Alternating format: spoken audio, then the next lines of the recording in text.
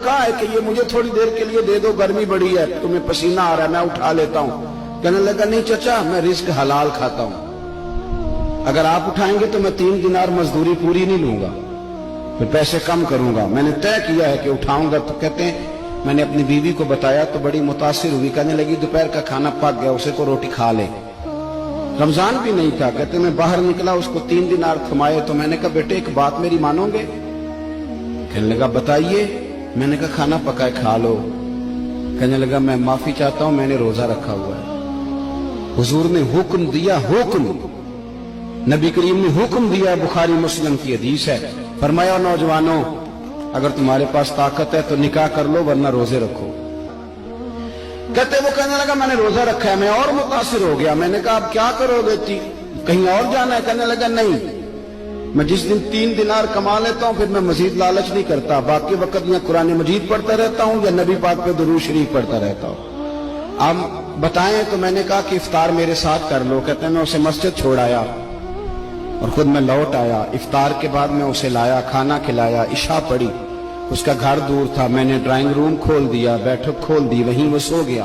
میری 20 سال کی معذور بچی کبھی چل نہیں سکتی تھی، کوئی طبیب کوئی حکیم میں نے چھوڑا نہیں تھا اس کو دکھایا نہ ہو، ایک ہی بیٹی وہ بھی معذور پیدائشی۔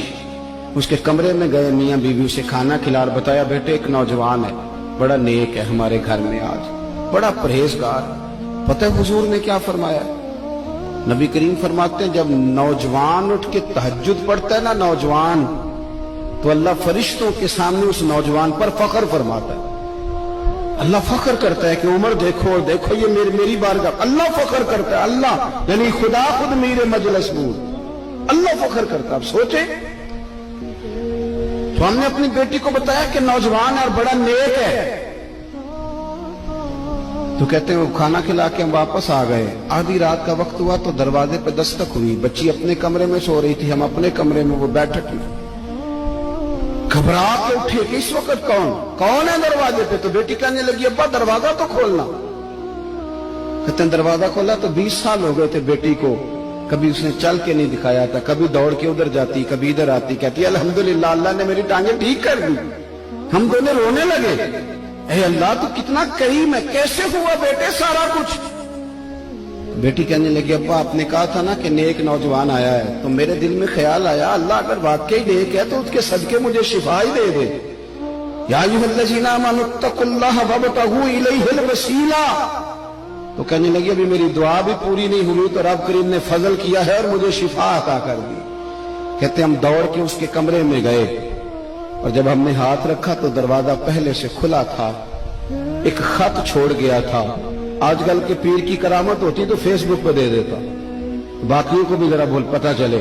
کہتے ہیں وہ خط چھوڑ گیا اپنے بستر پہ کہ اگر تم لوگوں کو مجھ سے محبت ہو گئی ہے تو میرے پیچھے نہ دوڑنا، اس رب کی بارگاہ میں جھکنا جس رب نے میرے اوپر بھی فضل فرمایا ہے اور آپ پر بھی کرم فرمایا۔